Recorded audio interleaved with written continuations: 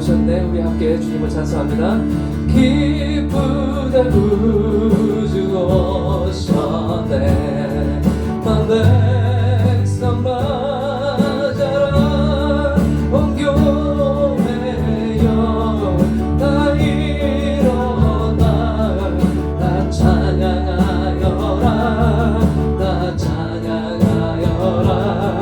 다 찬양 찬양하여라. 구세주 탄생했으니 다 찬양하여라. 이 세상에 만물들아 나와 답하여라. 나와 답하여라. 나와 답하여라. 온 세상 죄를 사한 주 예수 주 예수 오셨네. 죄와 슬픔 몰아내고 다 구원하시네. 다 구원하시네.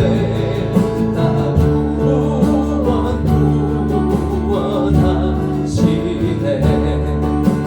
온 세상 죄를 사하러 주 예수 오셨네. 죄와 슬픔 몰아내고 다 구원하시네. 다 구원하시네. 다 구원하시네.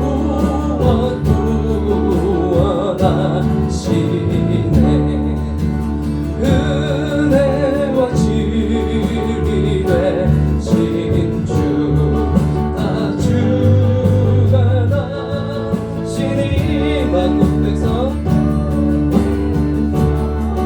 구주 앞에 다 경배하여라.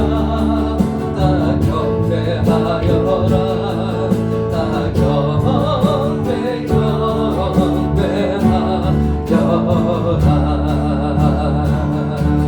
우리 주님의 탄생을 축하드리며 또 주님의 감사와 찬송을 드립니다. 우리 주님의 그 친절한 발에 함께 함께 찬송하시겠습니다.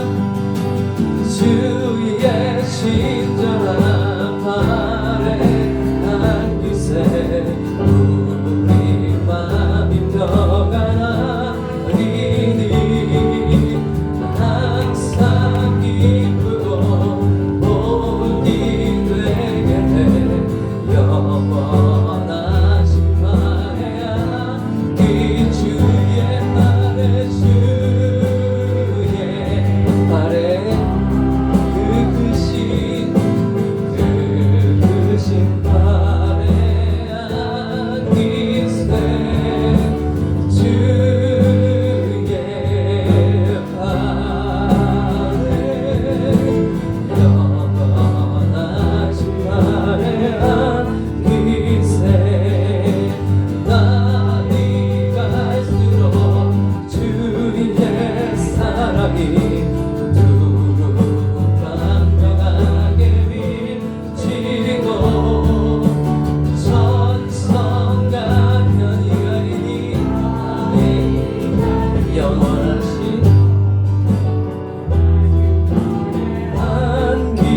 안기세 주의 발에 그으신 발에 안기세 주의 발에 영원하신 발에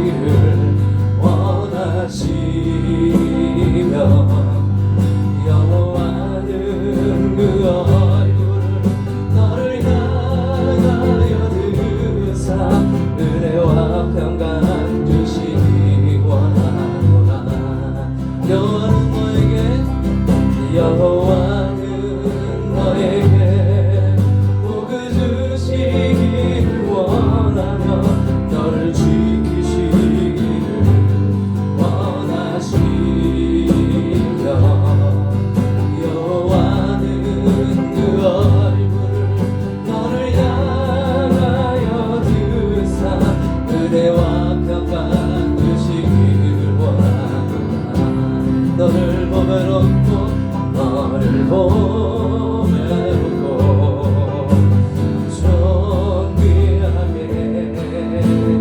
여기시는 하나님이 내 삶 속에서 이 약속을 신실하게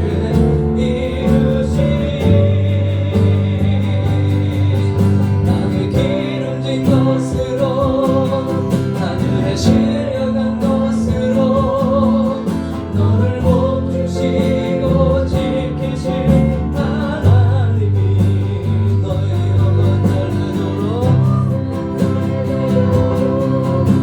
은혜 베푸시며 평강으로 인도하는 우리 다시 한번 찬송하겠습니다. 여호와는 너에게 복을 주시기를 원하며 너를 지키시기를 원하시며 여호와는 그 얼굴을 너를 향하여 드사 은혜와 평강 주시기 원하나 여호와는 너에게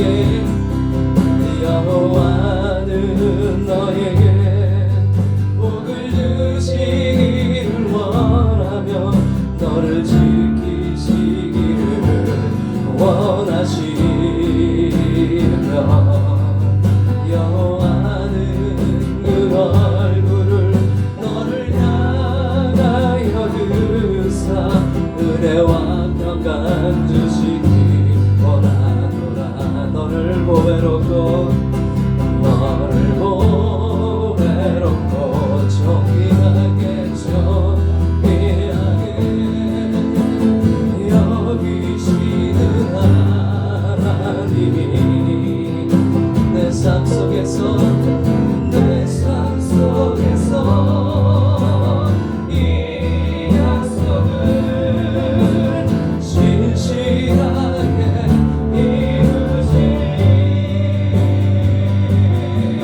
땅에 기름진 것으로 하늘에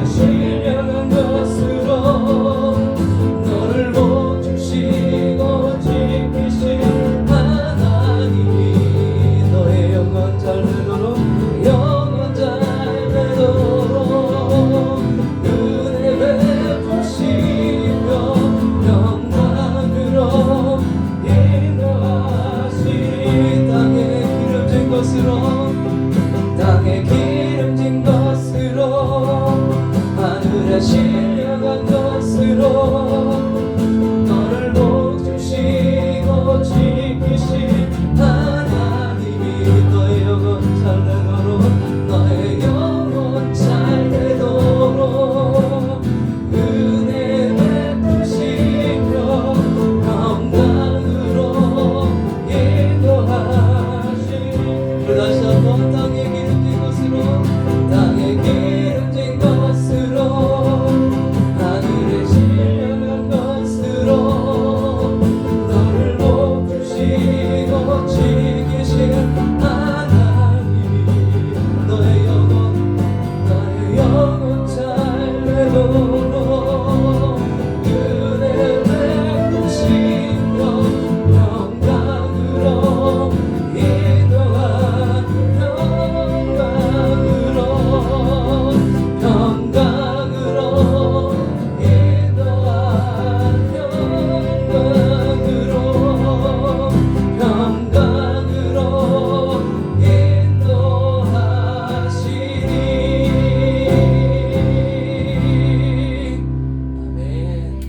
우리에게 주신 하나님 말씀 함께 보시겠습니다.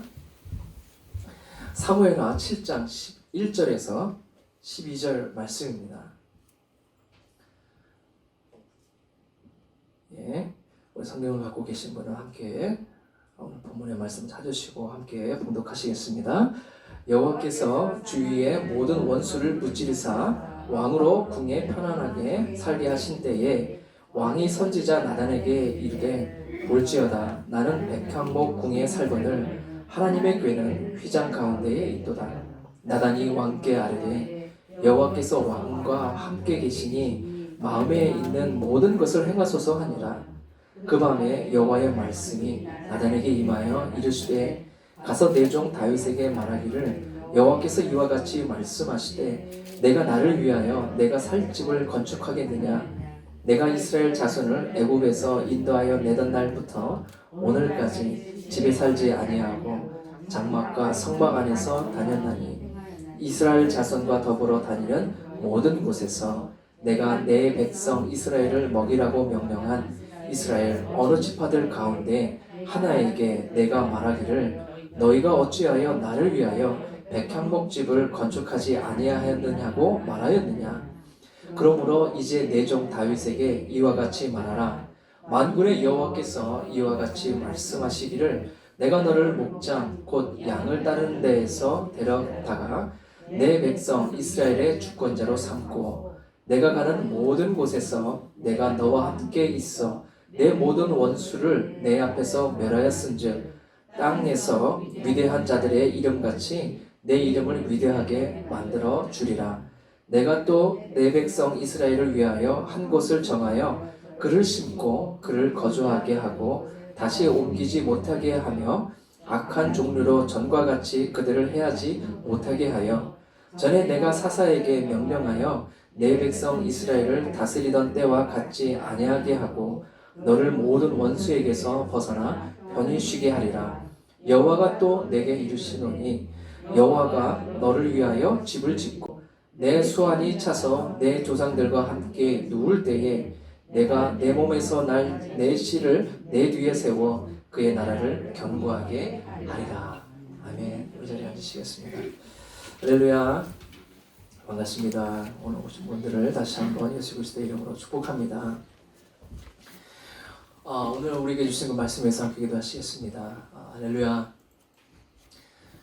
참으로 진리 되신 예수 그리스도, 우리의 생명 되신 예수 그리스도, 신실하신 여호와 하나님의 그 약속이 이 땅 가운데 예수 그리스도를 통하여서 실현되었습니다.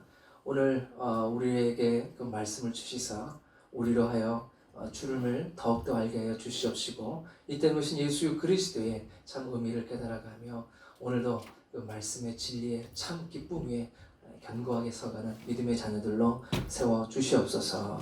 주의 성령으로 충만하게 기름 부어 줄 줄 믿사옵고 예수 그리스도의 이름으로 기도드립니다. 아멘. 아멘. 할렐루야. 반갑습니다.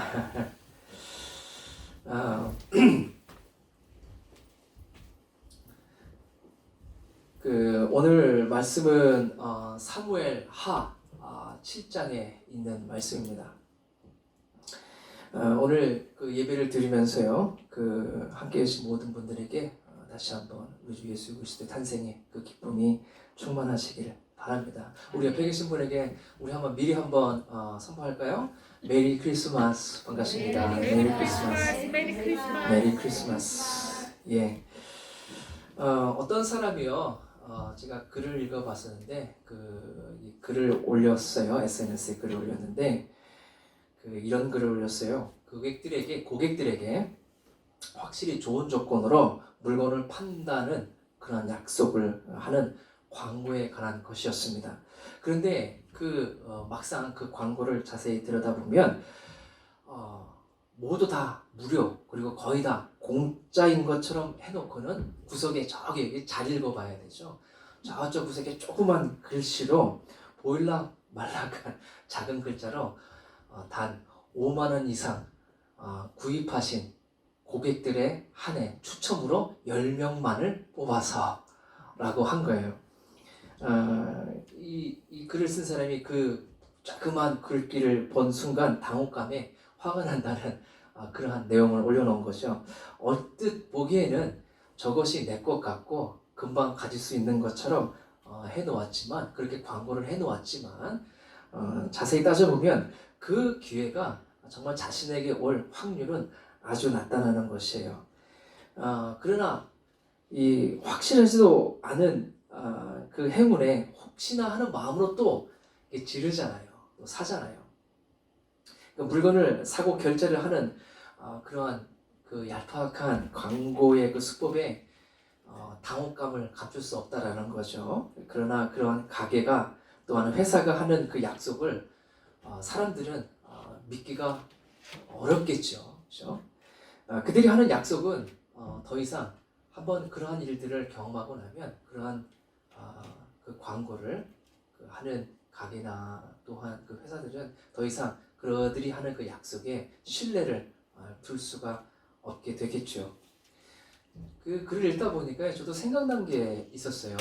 미국에 처음 이렇게 공부하러 온 지 얼마 안 돼서요. 몇 달도 되지 않았을 때였어요. 저는 참 궁금했던 게 미국의 인구가 3억 5천 정도가 되는 것으로 알고 있습니다. 3억이 넘으니까 한국의 6배가 넘잖아요. 인구 숫자가. 그런데 자동차 숫자는 더 많잖아요. 여기 미국은 거의 자동차가 생활 도구처럼 쓰여지고 있는데 이제 와서는 제가 한 TV 광고를 보았는데요. 그때 왜 미국에 자동차가 많은가를 그때 좀 알 수가 있을 것 같더라고요. TV 광고를 보니까 제가 그 TV에 보니까 큼지막한 글씨로 0% APR 이게 뭔지 아시죠? 자동차를 사면 보통 할부로 사잖아요. 현찰로 다 사지 않고 할부로 살게 되는데 거기에 0% APR이라고 써 있는 거예요. 그래서 그냥 제가 얼마나 놀랐는지 미국은 괜히 자동차가 많은 게 아니구나. 이렇게 싸게 해서 사람들에게 파니까 사람들이 자동차를 많이 사는구나 라고 지금 생각해보면 착각이죠. 그때 당시에는 그렇게 생각을 했었어요. 그래서 그 기쁜 소식을 어떻게 정말 혼자 갖고 있을 수 있겠어요. 그래서 아는 지인에 가서 세상에 정말 좋은 기간이야. 지금 프로모션 어느 회사에서 자동차 회사에서 프로모션 기간인데 그때 그 기간 안에 살면 0% 해준대. 그랬더니 그 지인은 저보다 한 몇 개월 정도 더 일찍 왔었어요. 그래서 그러더라고요. 그거 크레딧이 좋아야 할 텐데 그러더라고요. 그래서 처음에는 크레딧이라는 개념이 한국에서는 그렇게 크지가 않았을 때였으니까요. 그래도 정말 좋은 기회인데 회사에서 자동차를 판매하기 위해서 좋은 프로모션을 하니까 가서 얼른 계약하라고 하고. 근데 나중에 알고 봤더니 무엇이었어요? 여기 아까 조그만 글자로 광고 TV 보시면 조그만 글자로 깨알같이 있는 게 있어요. 읽기도 힘들지만 그거를 잘 읽어야 돼요. 읽어보면 뭐예요? 크레딧이 좋은 사람의 한정에서 0%까지 해준다는 것이죠. 근데 얼핏 보면 0%까지 자기네들의 그 차를 프로모션 기간 동안 사면 해주겠다고 약속하는 것처럼 보인다라는 거예요. 제가 추첨을 해서 마치 공짜처럼 줄 것처럼 했다는 그 글을 읽고 나니까 저도 초창기 때 미국에서 경험했던 일들이 생각이 났었습니다. 결국 그 깨알 같은 글자대로 하면 그들이 약속하는 그 모든 좋은 조건이란 결국엔 그들이 하는 그 약속들은 그림의 떡인 경우가 많다라는 거죠. 좋은 조건으로 자동차를 팔겠다고 약속하는 것 같지만 실제로는 나에게는 그러한 좋은 가능성이 그 약속을 내가 경험할 가능성은 낮다라는 것입니다. 근데 가만히 생각해 보면은요, 그렇기 때문에 사람들이 사려고 하는 것은요, 좋은 제품, 물건만이 아니라 그것과 함께 무엇이에요? 가장 좋은 신용과 믿음을 함께 구입을 하려고 하는 것입니다. 굿 컴퍼니가 있죠. 좋은 컴퍼니가 있어요. 회사가 있어요. 그런데 굿 컴퍼니 중에서도요, great 컴퍼니가 있다고 합니다. 더 좋은 회사가 있다는 것이죠. 얼핏 보면 별 차이가 없는 것 같은데 굿 컴퍼니와 great 컴퍼니를 가르는 그 기준점이 무엇이냐면 그 회사 안에 직원들 간에 또 노사 간에 그들 안에 좋은 믿음의 관계가 형성이 되었을 때 굿 컴퍼니가 great 컴퍼니로 발전할 수 있다라고들 이야기를 합니다. 곧 서로 약속한 그 사실들이 신뢰 속에서 이루어질 때에 위대한 great 컴퍼니가 될 수 있다는 것입니다. 우리가 무엇을 구매하거나 어떤 것에 마음을 두고 결정을 할 때에 그 가운데에 어떤 신용이나 약속을 지킨다라는 어떤 그 믿음이 가지 않으면 아무래도 그것에 대한 그 마음을 그 구입할 그 의사를 우리가 갖기가 많이 어렵겠죠. 여러분, 그러고 보면 우리의 삶 가운데에서요, 많은 것 가운데 이러한 신념과 믿음을 바탕으로 해서 이 사회가 돌아가는 것을 우리가 알 수가 있어요. 여러분들은 어떠한 것에요? 그러면 어떠한 것에 믿음과 여러분들의 믿음과 신념을 주고 있습니까? 여러분들이 주고 있는 거예요. 이것은 내가 믿을 수 있겠다. 이것은 내가 신용할 수 있겠다. 라고 마음 놓고 여러분들의 그 마음을, 그 지갑을 연다든지 여러분의 그 마음을 여십니까? 어쨌든 신용과 믿음, 이것이 참 중요한데요. 그것의 또 바탕은 약속이라는 것에 바탕을 두고 있다는 것이죠. 그 약속을 행하면 우리는 그 마음속에 믿음의 마음을 갖고 신뢰를 주기 마련이다라는 것이에요. 그래서 오늘 말씀은요, 하나님께서 다윗을 통해 이룬 약속에 관해서 제가 함께 나누려고 합니다. 우리가 하나님께서 하신 약속, 우리 조금 전에 찬송했었잖아요. 하나님의 약속, 너의 영혼 잘 되도록 하나님께서 우리를 지켜주신다라고 했잖아요. 길 가는 사람이 갑자기 내가 당신을 잘 되도록 뒷받침을 해주겠습니다 하면 여러분들 신용할 수 있겠어요? 우리가 마음을 쥐고 신용하고 믿을 수 있는 사람이 따로 있지요. 그것은 그 약속을 어떻게 신실하게 이뤄내는가를, 그 역사를 추적해보면 알 수가 있지요. 또 오늘 말씀을 통해서 보면 하나님께서 다윗에게 하신 약속, 그 약속에 관한 것인데, 그 약속의 주체자이신 하나님은 어떤 하나님이십니까? 온 우주의 창조자이시고 그 말씀하신 것을 하나도 땅에 떨어뜨리시는 법이 없으신 하나님이십니다. 그 하나님이 하신 약속이기에 우리는 우리의 온 마음을 다하여서 그분을 신뢰하고 신용을 그분께 드릴 수 있는 것이죠. 하나님께서는 또한 그 하신 약속을 절대로 변개하거나 도중에 사정이 이렇게 돼서 한국의 1990년도 후반에 IMF가 터졌었죠. 2000년도 직전에 IMF가 터져서 그때 많은 사람들이 어려웠어요. 저도 그때 직장 생활을 하고 있었는데 제가 같이 이제 일하고 있던 직원 중에 한 분이 싱글이셨어요. 근데 결혼할 거를 대비해서 저쪽 아파트를 하나 장만을 했었습니다. 그래서 이게 부풀어 했고 저도 가서 축하해주고 그랬었는데 어느 날 봤더니 그 IMF가 터지고 나서 근심에 찬 표정으로 있길래 아침을 먹고 나서 아침부터 왜 이렇게 근심의 표정이냐 그랬더니 은행에서 편지가 온 것이에요. 그게 뭐냐면 처음에 약속했던 그 금리가 아니라 IMF로 경제 사정이 어려워서 금리를 확 올려버린 것이에요. 그래서 그것을 지키기가 참 어렵다라고 부심한 것을 보았습니다. 그렇죠. 세상은 상황에 따라서 또 여건에 따라서 이렇게 한 번 한 약속들도 변개를 하고는 합니다. 우리가 참 신용을 두기가 어려운 사회가 될 수밖에 없었던 시절이 있기도 했었죠. 그러나 하나님께서는요, 절대로 그 약속하신 것을 하나도 땅에 떨어뜨리지 않으실 뿐만 아니라 그 약속을 변개치 아니하신다라고 말씀하셨어요. 내가 이렇게 했기 때문에 도중에 내가 너를 구원했지만 너를 보니 내가 구원받기 합당하지가 않구나, 구원 취소 이러신 분이 결코 아니시라는 것입니다. 그렇기에 우리가 온 마음을 다해서 그 주님을 신뢰할 수 있는 것이죠. 한번 주님께서 하신 그 약속은 주님은 절대로 그 약속을 도중에 변개하시거나 변경하시거나 그 약속을 취소하시는 일이 결코 없으시다는 것이에요. 그 하나님께서 다윗에게 놀라운 약속을 해 주셨어요.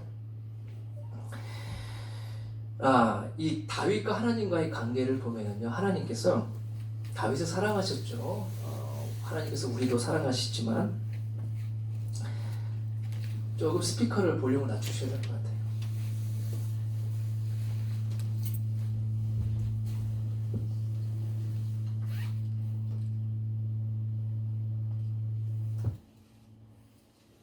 네, 다른 건 이거를 좀 켜놓으시면 좋겠는데. 예, 제가 잠깐 사라지더라도 주님 오신 것이 아니에요. 예, 됐어요? 네, 감사합니다. 이게 참 그런 것 같아요. 신실하게 우리 저기 뒤에서 묵묵하게 몇 년 동안 정말 우리 김수현 자매죠. 젊은 청년 우리 앵커에서 왔었는데 한번 이렇게 빈자리가 생기니까 또 이런 일들이 좀 있기도 한 것 같아요. 참 감사하기도 한 것 같습니다. 하나님과 그 다윗과의 그 관계를 보면은요, 하나님께서 어떤 약속을 해주셨냐면요, 다윗에게 그가 왕으로 있기도 전에 다윗을 왕으로 세우시겠다라고 삼으시겠다라고. 이스라엘에 왕이 있었어요. 사울 왕이 있었음에도 불구하고 하나님께서는 다윗을 왕으로 삼으시겠다고 그에게 기름을 부어 주셨어요. 하나님 하신 약속이 있잖아요. 마치 다윗은 아브라함이 자녀가 없었을 때에 그 자녀를 주시겠다라고 약속하신 것처럼 그런 막연한 하나님의 약속이라고 여겼을지 몰라요. 그러나 결국엔 하나님께서는 다윗을 이스라엘의 왕으로 세워 주셨죠. 다윗은 하나님의 그 약속을 잊어버리는지 몰라도 하나님은 끝까지 그분의 그 약속들을 이루어 나가신 거예요. 다윗의 그 역사를 보면 다윗의 삶의 개인적인 삶을 보더라도 하나님께서는 그를 향한 놀라우신 그 약속의 그 말씀들을 신실하게 이루셨다라는 것이죠. 과정들을 보면 다윗이 헤브론이라는 곳이 있습니다. 헤브론 가운데에서 이스라엘의 초대 왕이었던 사울이 죽자 그 아들 이스보셋이라는 그 아들이 왕위를 이어받았지만 그만 죽고 말아요. 암살을 당하고 맙니다. 그러다 보니까 이스라엘에는 이제 왕이 없는 거죠. 그런데 그때에 사울 왕의 눈을 피하여서 도망가 다니던 다윗은 헤브론이라는 곳에서요. 이스라엘은 12지파가 있죠. 그 12지파 중에 다윗은 유다지파에 속해 있습니다. 유다지파 사람들이 12지파 중에 유다지파가 사람들이 다윗은 그 하나님의 약속도 있고 왕으로 세우시는 기름 부음도 있고 하니 우리만의 왕이라도 되어 주십시오 해서요. 이 한 지파만 유다 지파만 가지고 헤브론이라는 곳에서요. 반쪽짜리도 안 되는 거죠.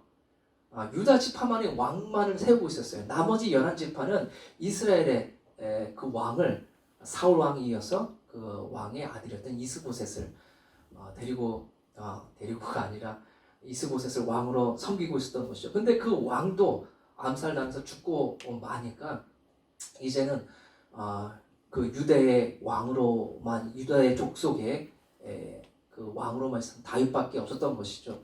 그럼에도 불구하고 다윗은요 하나님의 약속을 기대해서 또 기억하고 있었는지 그는 절대로 그 무풍지대가 되어버린 이스라엘을 그는 가서 왕이 되겠다고 하지를 않았어요. 끝까지 기다렸습니다.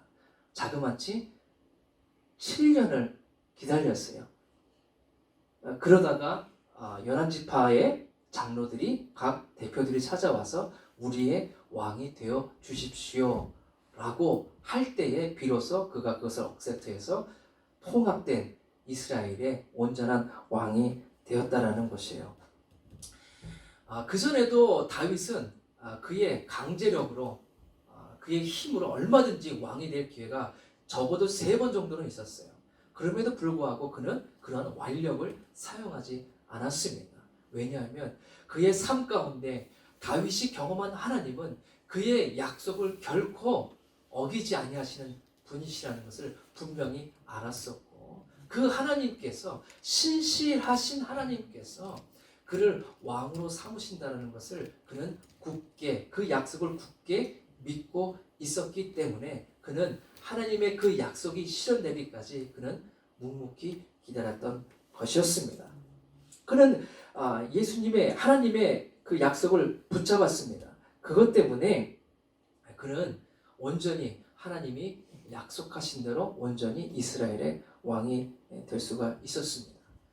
하나님은 그 약속을 다윗을 왕으로 기름 부으시고 왕이 되겠다고 하시고 나서도 그 약속을 잊지 않으실 뿐만 아니라 다윗에게 그 약속을 신실하게 지킨 다윗에게 더한 축복으로 다윗에게 주셨어요.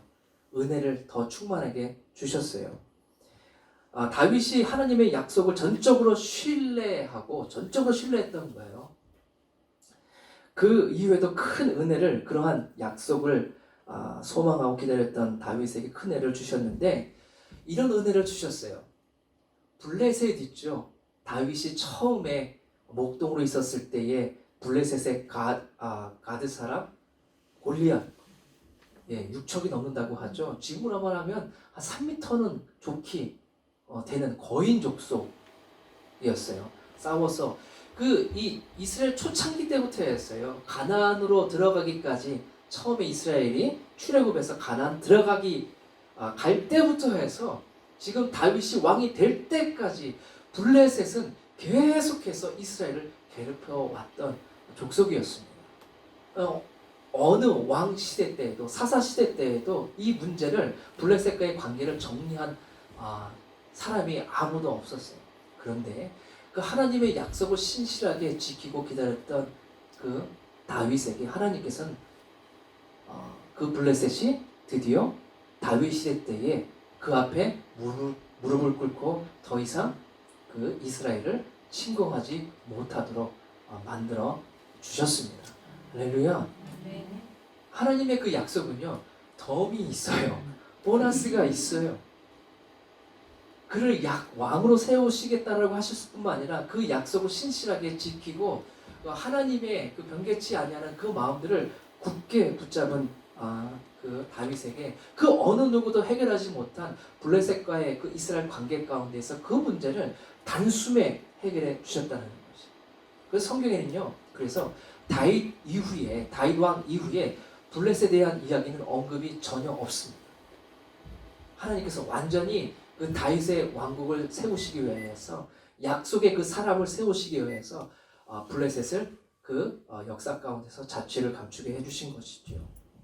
그뿐만이 아니었습니다. 이러한 그 약속을 붙잡은 다윗 왕에게 이제는 12지파의 온전한 유다의 지파의 한 지파의 왕으로서가 아니라 12지파로서의 왕이니까 주변 국가들의 승인도 있어야 되는 거였어요. 그 주변 국가 두로라는 나라가 있잖아요. 거기에는 이 목재가 아주 유명하고 무역으로 그 유명한 나라였는데요. 그 두로 왕 히람이 이런 다윗을 보니까 이런 하나님의 약속을 굳게 붙잡고 나간 그 하나님, 그에 대한 그 믿음과 또 그 믿음을 보신 그 약속을 붙잡은 다윗을 향하여서 하나님께서 복 주시고 은혜 주시고 그 이스라엘을 높이신 하나님을 그 두로 왕 히람이 보고 놀랍게 여겼어요. 어떻게 했냐면 다윗이 얘기한 것도 아닌데요. 그의 궁전을 위하여서요. 그 나라에서 나는 최상품인 백향목, 일명 cedar tree 있죠. 삼나무라고도 하나요? 최상품의 나무를 보내주고 또 그것뿐만이 아니었습니다. 당대의 최고의 목수들, 기술자들을 보내서 그 다윗의 궁전을 짓도록 하셨어요. 하나님께서 그 두로 왕 히람의 그 마음을 움직여 주셨던 것이죠. 여러분, 약속을 잘 잡잖아요. 하나님께서는 그 은혜가 성경에 의하면 어떻게 표현되어주고 있습니까? 그냥 찔끔찔끔 우리가 하나 하면 하나의 은혜만 주시는 것이 아니라 하나님께서는 누르고 흔들어 넘치도록 주신다는 걸 보셨어요. 저는 성경에 이런 하나님의 그 은혜의 것들을 표현된 것을 볼 때 저는 구슬치기가 많이 생각이 났습니다. 구슬치기 어렸을 때 많이 해보신 분들은 알 거예요. 구슬을 해가지고 많이 따잖아요. 그러면 통에다 담아야 돼요. 근데 많이 담을 수 있는 방법은 무엇이냐면 그냥 담으면 많이 안 들어가요. 흔들어야 돼요. 흔들면 찰랑찰랑하게 정리가 돼서 더 많이 담을 수가 있어요. 하나님의 은혜가 마치 그 통에, 빈 통에 구슬을 담는 그 은혜와도 같이 차고 흔들어서, 그리고 그 위에 계속해서, 그럼에도 불구하고 더 넘치도록 주시는 은혜와도 같다는 것이에요.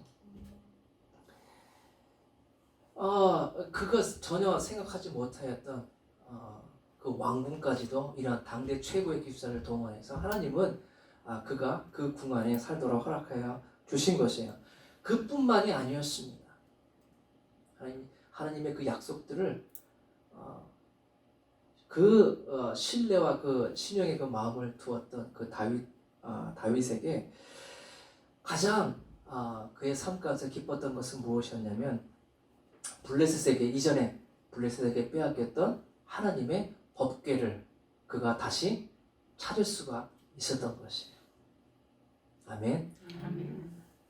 그 과정도 이스라엘 사람들이 다시 블레셋 가서 싸워서 빼앗은 것이 아니에요. 다시 도로 찾아온 것이 결코 아니었습니다. 하나님께서 그 약속의 백성들을 창하해서 찾아가신 것이었어요. 그 오벤 에돔이라는 사람의 그 집에서 이제 그 법궤를 가지고 오잖아요.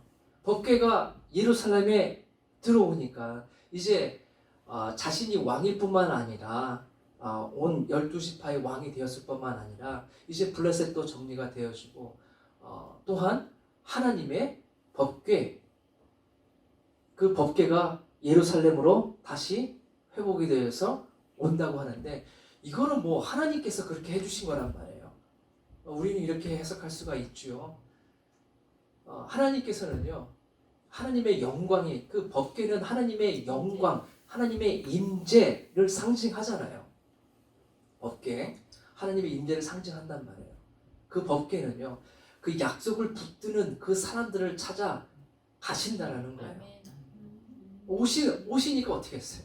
예루살렘으로 그 하나님이 그 영광이 오니까 너무도 좋아서 그 백성들 가운데에서 지금으로 치면 힙합춤을 췄다고 해야 되나요? 너무도 감사하고 기뻐서요. 약속 하나 붙잡으면 하나님께서 이러한 것들을 모두 다 허락하여 주신다는 거죠. 너무도 좋았어요. 사람들을 의식하지 않고, 오죽하면 그의 그 왕비죠, 아내였던 미갈이 창위에서 보다가 어이구 저 왕이라고 채통머리 없이 라고 하였지만, 왕은 어떻게 했어요? 너무도 기뻐서 하나님의 영광이 다시 이 땅 가운데에, 예루살렘 땅 가운데에 그와 함께 하나님의 임마누엘이 다시 회복되어졌다는 그러한 기쁨을 감출 수가 없어서 춤을 추다 보니 바지춤이 절절절절 내려가서 마치 힙합하는 사람들처럼 되어버리고 만 것이에요. 이 미갈의 눈에는, 그 왕비의 눈에는 채통이었고 너무 그 사람들 보기에 흉하다라고 생각할지 모르죠. 그러나 다윗의 마음은 전혀 달랐어요. 만왕의 하나님께서 그가 그 하나님의 그 약속을 굳게 붙잡았던 하나님의 영광이 다시 찾아온다는 그 기쁨에, 그것도 하나님께서 다시, 본인들은 그렇게 한 것이 없는데 하나님께서 그 약속의 백성들을 찾아주신다는 사실에 너무도 기쁨의 그 날들을 다윗에게 부어주셨던 거예요. 물론 그 다윗은 사울의 사울을 향하여서 벽에 박으려고 하였던 그 사울의 창을 3번이나 피하여야 했습니다. 그리고 사울 왕의 눈을 피하여서 동굴에서, 또 각양각색의 사회에서 소외된 자와 외면한 자를 데리고, 마치 오합지졸처럼 보일지 모르죠. 데리고 여기저기로 떠돌아다니며 사울의 눈을 피해야만 하는 신세였습니다. 때로는 저 블레셋 땅 가운데에서 미친 사람 행세를 하면서 침을 수염에 흘리고 끄적끄적 이 꽃만 안고 잤지, 그죠? 숨을 흘리고 그런 인생을 보내었었어요. 그럼에도 불구하고 그는 그 마음속에 하나님께서 그에게 기름 부어주시고 분명히 하신 그 약속들을 잊지 않았었을 것이다 라는 것을 우리는 분명히 알 수가 있습니다. 아멘. 우리가 어떠한 상황 가운데 있든지요, 이러한 하나님의 약속을 굳건히 붙잡는다면 다윗의 이러한 좋은 날 보기를 원하는 자들에게 하나님께서 그 약속을 붙잡은 자들에게 좋은 날들을 허락하여 주시는 것처럼 우리 모두에게도 그러한 좋은 날들을 분명코 예비하여 두신 줄로 믿으시기 바랍니다. 그래서 정말 말 그대로 이 이스라엘의 안과 박해는 평강과 평안, 그 히브리어는 뭐예요? 샬롬, 여호와 샬롬, 주님의 평강이 넘치는 나라가 되어졌어요. 밖에서는 외적의 큰 침입이 없었어요. 국지전은 있을지 모르겠지만 전쟁의 소식은 이제 그쳤고, 안에서도 하나님의 그 평강으로 말미암아 모든 정치적으로나 경제적으로나 그 모든 것이 상황이 안정화되어졌습니다. 그리고 자신이 살 큰 거처도 마련이 되어졌어요. 그리고 예루살렘으로 이제 수도를 옮기면서, 여부수 족속이죠. 이제 예루살렘, 지금까지도 예루살렘이 심장부가, 우리 신앙의 중심이 그 유대인들에게, 그 이스라엘인들에게 중심이 되어졌는데, 그곳으로 예루살렘을 수도로 정하고 뭐 하나 빠뜨린 것 없이 완벽한 하나님의 그 샬롬이 그 땅 가운데 임하게 되어졌어요. 안과 밖으로 차고 넘치도록 이루어졌던 것이죠. 그러다 보니 다윗이 어느 날 보니까 하나님께 너무 죄송한 마음이 들었던 것이죠. 자신은 이런 백향목 가운데서, 백향목 집에서 지내는데 하나님의 집은 오늘 말씀을 보면 어디에 있다라고요? 하나님은 저 장막, 회막에 있다라고 고백을 하고 있습니다. 당시 이 고대 사회에서는요, 이러한 그 다윗의 그 마음을 가장 하나님과 그 약속을 또한 굳건히 믿었던 나단 선지자와 나누었더니, 나단 선지자도 어떻게 이야기를 해 주었냐면, 왕의 좋은 소견대로 하십시오 라고 얘기를 한 것이에요. 그 또한 그 나단의 그 마음 또한 그 다윗의 그 생각을 너무도 기쁘게 여겼던 것으로 보입니다.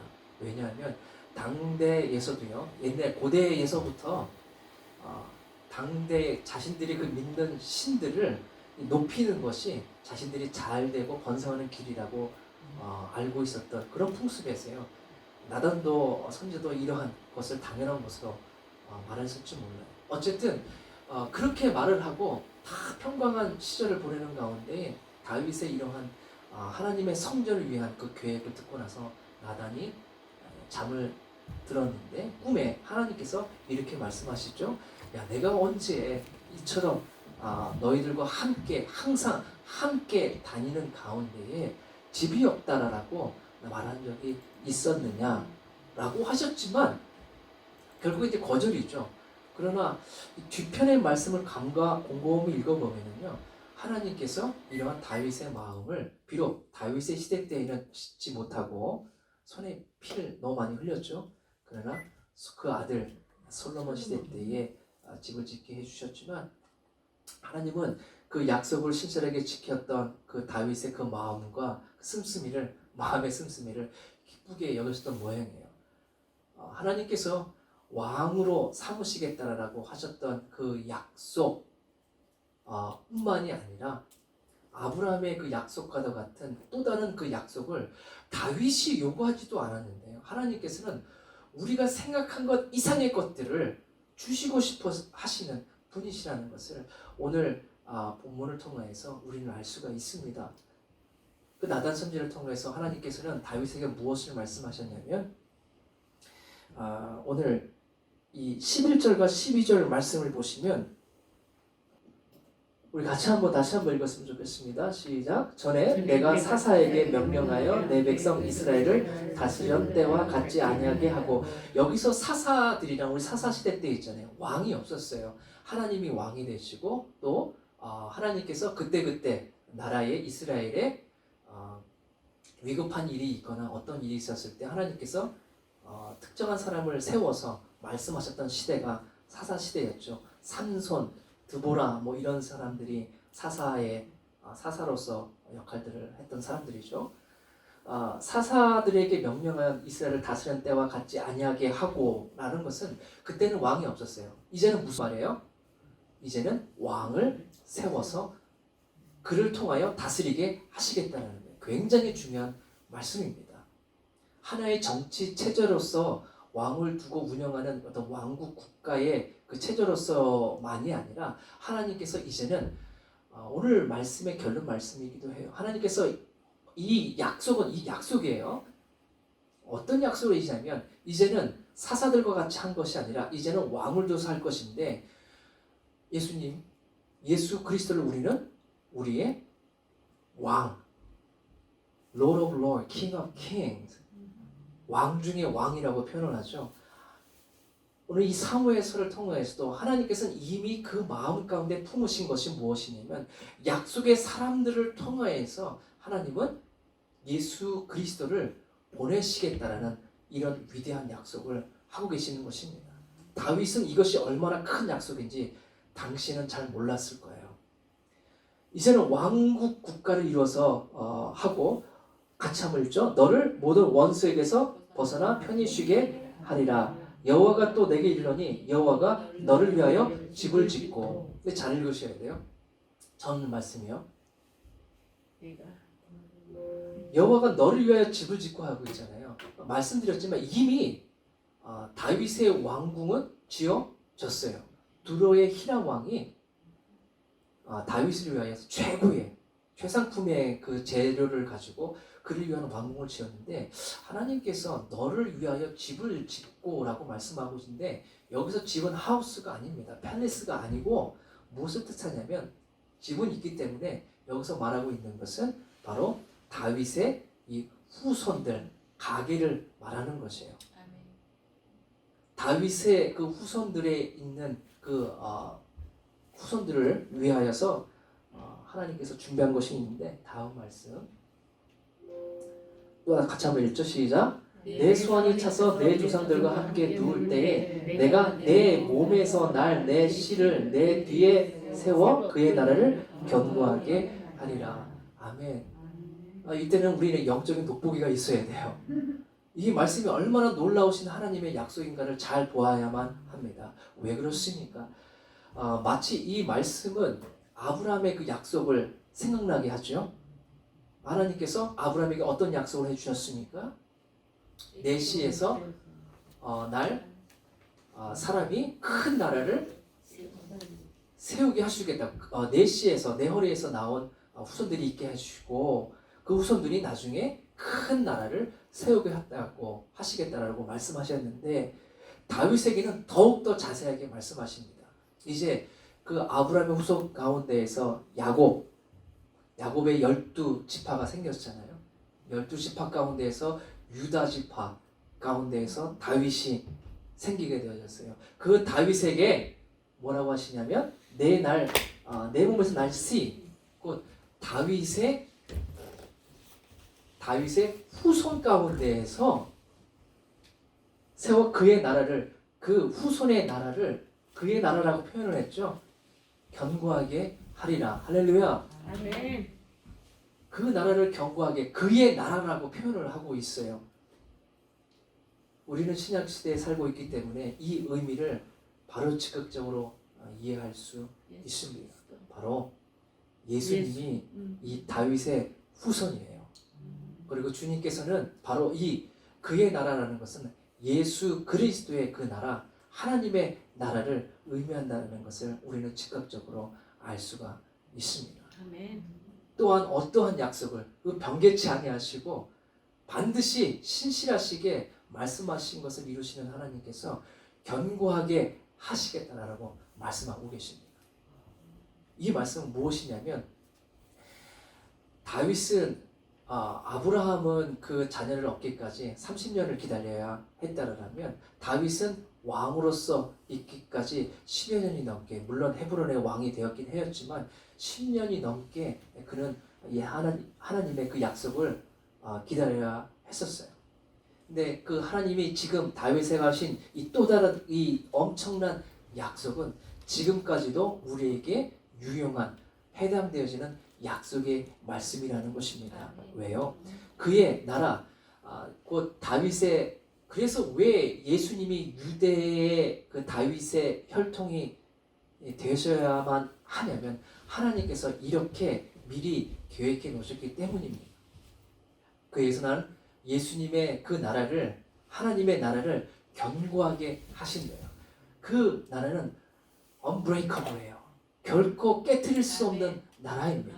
어떤 사단의 권세들도, 어떠한 세상의 그 권력들도 그것을 결코 깰 수 없는 것이고, 하나님의 나라 예수 그리스도께서 이 땅 가운데 세우실 그 나라는 온전한, 우리를 생명력 있게 하시는 그러한 나라라는 것입니다. 아멘. 우리의 그 반석이 되시는 나라를, 우리가 견고하게 설 수 있는 그 나라를 이 땅 가운데 세워 놓으시겠다는 것입니다.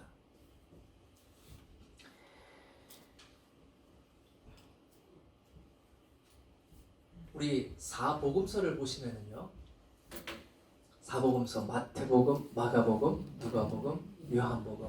자, 이 사복음서는 신약에서 맨 앞에 나오는 책입니다. 그 중에서도 사복음서 중에서 마태복음은요, 또 가장 먼저 나와요. 곧 마태복음은 신약 성경 맨 앞에 나오는 것이고, 구약의 그 연결점을 갖고 시작하는 책인 것입니다. 그래서 마태복음 1장 1절을 보면 이렇게 시작을 해요. 우리 약속이라는 그 눈을 가지고 보셔야 돼요. 아브라함과 다윗의 자손 예수 그리스도의 계보라. 할렐루야. 하나님께서 아브라함에게 약속하셨죠. 큰 나라를 이루시겠다라고. 내 씨를 통하여서 그의 씨인 다윗, 또 다윗의 자손을 통하여서 하나님께서 그 나라를 견고하게 하시겠다라고 하셨는데, 예수 그리스도의 계보라고 하고 있습니다. 이것은 무엇이에요? 하나님의 구약, 곧 하나님이 하신 그 약속들을 이제 하나님이 이루셨다라는 것입니다. 2000년 전에 이 땅 가운데 오신 예수 그리스도는 하나님께서 하신 약속이고, 그 신실하신 하나님께서는, 변치 않으시는 하나님은 그 약속을, 예수 그리스도를 이 땅 가운데 보내심으로 말미암아 온전히 이루셨다는 것입니다. 할렐루야. 기쁘다 구주 오셨네는 이러한 하나님의 약속을 반드시 기억하며 그 약속 위에 선 자들이 알아야 될 가장 값진 구원의 메시지, 약속인 것입니다. 할렐루야. 예수 그리스도께서 오신 것은 그냥 오신 것이 아니라는 것이에요. 어느 날 필요하다 라고 여기 생각하셔서 보내신 것이 결코 아니라, 하나님께서 이미 아브라함 때부터, 아니 그 이전부터 하나님께서는 그 마음 가운데에 예수 그리스도를 이 땅 가운데 보내실 것을 품으시고, 또 그의 나라를 견고케 하시기까지 예수 그리스도께서 처음 오신 것처럼 다시 오신다라고 우리는 믿고 있습니다. 왜냐하면 하나님께서 그렇게 말씀하셨어요. 그의 나라를 견고하게 하리라. 하나님께서 그 나라를 견고함의 마침표를 찍으시기까지 우리는 그 약속의 언약 위에 서 있어야 하겠습니다. 아멘. 주님께서 오시기까지 우리들은 그 약속을 신실하게 이루시는 그 하나님을 소망하며, 이 땅 가운데 오신 예수 그리스도, 또 이 땅 가운데 다시 오실 예수 그리스도를 우리 마음 가운데, 소망 가운데 그리시며, 또 인내하시는 가운데 반드시 그 약속을 이루시는 하나님을 고대하시며 우리의 그 믿음의 그 여정들을 계속해서 걸어나가야 하겠습니다. 아멘. 하나님께서 그래서 아브라함이 이삭을 낳고, 이삭은 야곱을 낳고, 야곱은 유다와 그의 형제들을 낳고 해서 그 다음 말씀이에요. 16절에 보니까 야곱은 마리아의 남편 요셉을 낳았으니 마리아에게서 그리스도라 칭하는 예수가 나시느니라. 할렐루야. 아멘. 메리 크리스마스. 메리 크리스마스. 메리 크리스마스는요, 우리가 그냥 기쁘다 구주오신의 성탄을 축하하는 단순한 그런 기쁨의 마음에서만 선포하는 것이 아니라, 예수가 나셨다라는 것은 하나님의 그 신실하신 약속은 반드시 이루어진다라는 것을 다시 한번 우리에게 증명하시는, 증거하시는 놀라운 사건이라는 것입니다. 우리는 어떠한 것에 우리의 마음과 신용을 들이시고 계십니까? 우리가 우리의 온전한 믿음과 마음과 우리의 그 정성과 우리의 모든 것을 드릴 그 분은 하나님, 여호와 하나님, 곧 그 약속을 절대로 잊지 아니하시고, 설사 우리는 잊고 그 약속을 벗어난 삶을 때때로 살 때가 있다 할지라도 그 주님께서는 그 약속을 반드시 이루시기까지 역사하시고 또 일하시며 운행하시는 여호와 하나님이시라는 것을 절대로 기억하시는 모든 분들이 되시길 바라겠습니다. 아멘. 그 약속이 오늘날 우리에게 성취가 되어 주셨습니다. 예수 그리스도, 그분은 그렇게 오신 것입니다. 하나님의 그 변치 아니하시는 신실하신 약속이 이 땅 가운데 이루어진 것입니다. 또한 그의 나라가 경고케 되어지기까지 여전히 하나님의 그 약속들을 우리는 붙잡으며, 또 그 가운데에 마치 다윗이 하나님의 그 약속을 붙잡는 가운데 하나님의 그 약속을, 소망을 이룬 자에게 그 은혜로서 충만케 부어주시는 것과 같이 우리는 하나님의 풍성하신 은혜 가운데 그 약속을 오늘도 붙잡으며 예수 그리스도의 그 오심들을 맞이하시고, 또한 또다시 이 땅 가운데 그 나라를 견고하게 세우시기 위해서 오실 그 주님들을 고대하시며 소망하시는 모든 분들이 되시기를 예수 그리스도의 이름으로 축복합니다. 아멘. 기쁘다, 구주 오셨네. 하나님의 그 소망의 약속이 이 땅 가운데 우리에게 실현이 되었습니다. 그 이름을 함께 높이며 찬송하시는 모든 분들이 되시기를 다시 한번 우리 주 예수 그리스도의 이름으로 축복합니다. 아멘. 기도하십니다. 나의 산소망이 되어주시고 나의 구원자가 되어주시고 우리를 위한 그 예수 그리스도를 이 땅 가운데 보내주시사 하나님의 그 신실하신 약속들을 오늘도 이루시고 또 우리를 소망 있게 하여 주시고 생명 있게 하여 주시는 하나님의 그 은혜에 감사 찬송을 돌려드립니다. 아멘. 예수 그리스도 이 땅에 오신 것을 다시 한번 기억하는 저희가 되게 하여 주시옵소서. 하나님의 그 약속들이 오늘도 우리 가운데 이루어지고 실현되어지며, 또한 그의 나라를 온전히 경고케 하시기까지 그 약속들을 소망 가운데 기다리며 날마다의 삶 속에서 그분의 그 약속들을 깨달으며 붙잡으며 나아가는 복된 인생들로 우리를 삼아 주시옵소서. 우리의 삶의 하루하루 가운데에, 우리의 그 삶의 여정 가운데에 주께서 임마누엘, 예수의 그 임마누엘 하심과 그 우리와 함께 하시는 그 놀라우신 은혜가 오늘도 주님을 바라고 그 약속을 붙잡며 나가는 모든 이들에게 주의 나라가 견고하신 것과 같이 우리의 삶이 날마다 견고하게 되어지기를 원하옵고, 주님 우리를 받아 주시옵소서. 그리스도의 그 기쁨의 소망의 것들이, 하나님의 그 약속들을 굳건히 우리 마음에 붙잡으며 나아가는 저희들로 되어지게 하여 주시옵소서. 땅의 소망이 되어 주시고 약속의 완성이 되어 주신 예수 그리스도를 찬송하며 예수 그리스도의 이름으로 기도합니다.